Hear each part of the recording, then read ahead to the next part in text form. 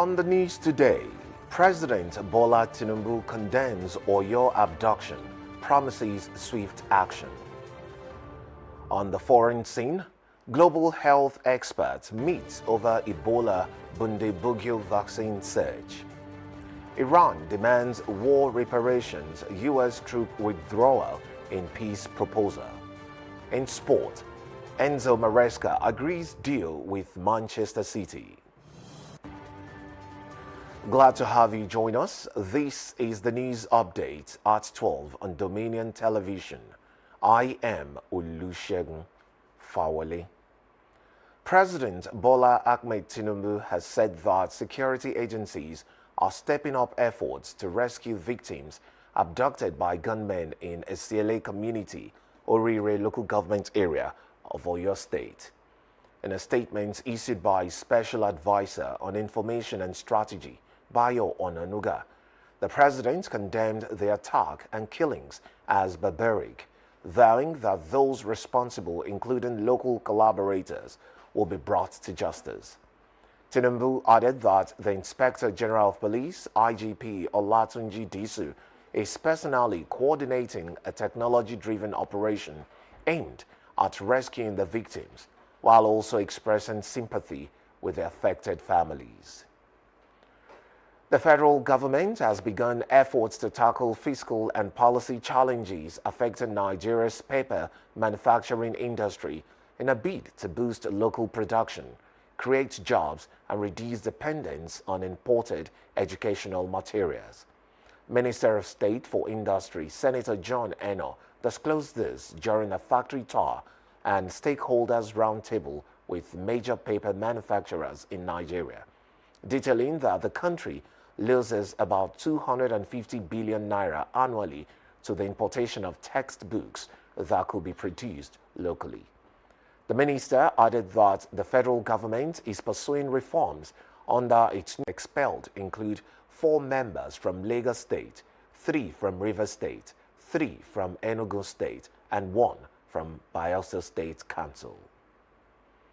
5 governorship aspirants of the All Progressives Congress APC in Oyo State have raised concerns over the conduct of the party's House of Representatives primary elections, alleging intimidation, manipulation of results, and imposition of candidates in parts of the state. Our correspondent, Damilola Daudu, has the details.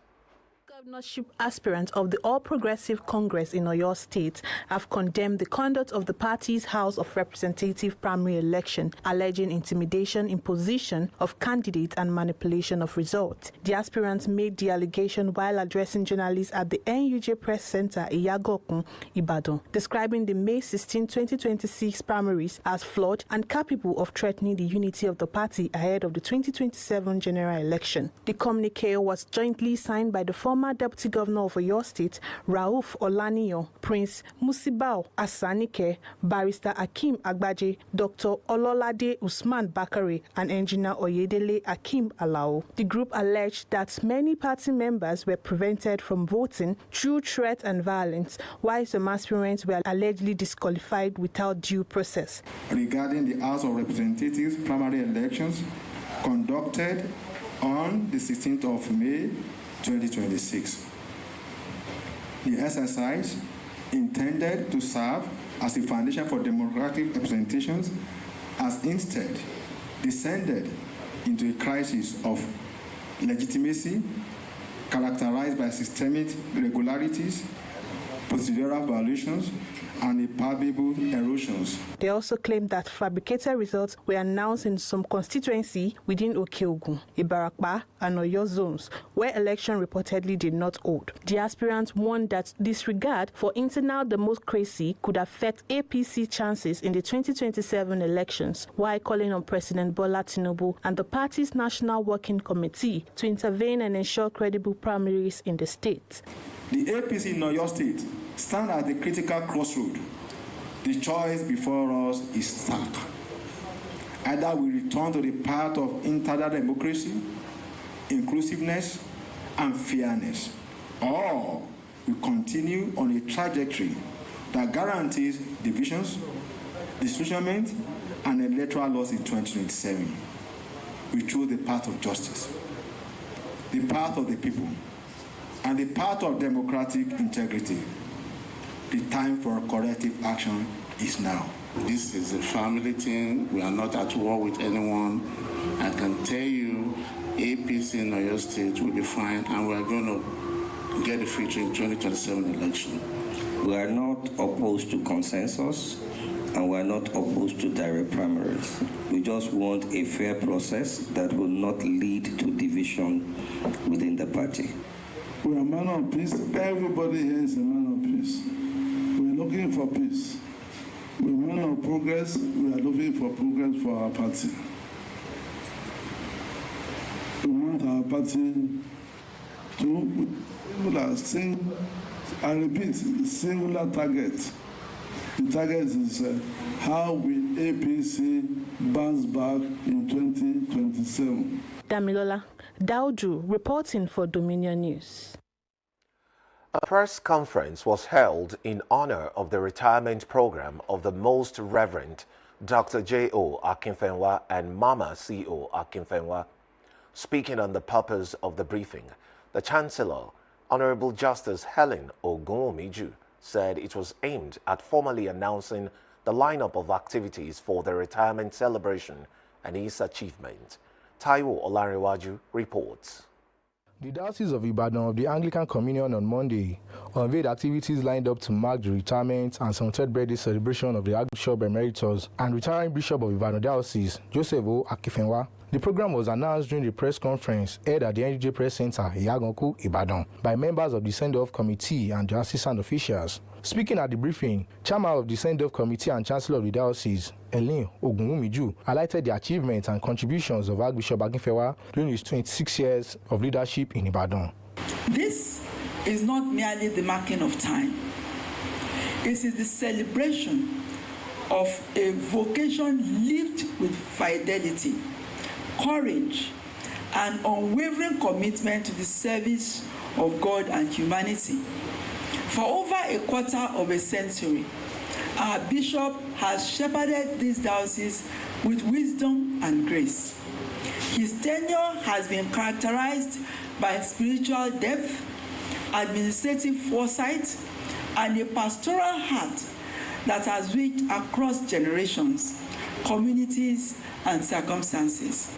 We pray that his years of retirement be filled with peace, good health, and the quiet joy that comes from a life well lived in service. Also speaking at the press conference, the provost of the Cathedral Church of St. James Cathedral, the Great Reverend Justin Olusegun Falaye, commended the retiring Archbishop for his dedication to the growth of the church and his impactful leadership. His legacy, for us, we will say that during his tenure as the bishop of this diocese, he actually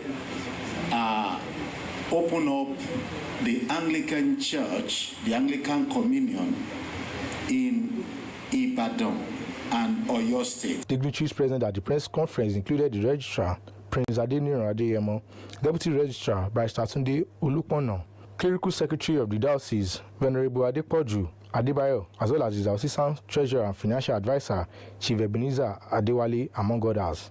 Taiwo Olanrewaju, reporting for Dominion News. And now to the foreign scene. A panel of experts led by the World Health Organization, WHO, is set to meet to explore possible vaccine options for the Ebola Bundibugyo outbreak in Eastern Democratic Republic of Congo. The outbreak has been linked to 131 suspected deaths and about 500 cases, prompting both the WHO and the Africa Center for Disease Control and Prevention to declare a public health emergency. There are currently no approved vaccines or treatments for the Bundibugyo strain, which has a fatality rate of up to 40%. Meanwhile, Africa CDC official Mosoka Fala said the meeting would review available evidence before deciding on the best response approach. France's Finance Minister Roland Lescure has urged the International Monetary Fund, IMF, and the World Bank to increase support for countries most vulnerable to the economic fallout from the Middle Belt conflict. Speaking during a meeting of G7 finance ministers and central bank governors in Paris, Lesure said the discussions focused on the economic impact of the conflict, including volatility in global markets and concern. Representatives from Gulf states, Brazil, Kenya, India, and South Korea are all also attended the talks, with some G7 members reportedly frustrated over the economic consequences of U.S. and Israeli actions, particularly threats to the Strait of Hormuz. Iran says its latest peace proposal to the United States includes demands for an end to hostilities across the region, the withdrawal of U.S. forces from the areas near Iran, and reparations for damage caused during the U.S.-Israeli conflict. Deputy Foreign Minister Kazim Garibabadi said the proposal, which was conveyed by Islamabad to Washington, also calls for the lifting of sanctions, the release of frozen Iranian funds, and an end to the U.S. naval blockade. Trump, however, said there is now a very good chance of reaching an agreement that will prevent Iran from obtaining a nuclear weapon and reopen the Strait of Hormuz, and that he had paused a planned attack against Iran. And now talking sport. Former Chelsea coach Enzo Maresca has reportedly reached a verbal agreement with Manchester City to become the club's next manager for a 3-year contract agreement. Maresca is said to be highly regarded within Manchester City's football structure, with his possible appointment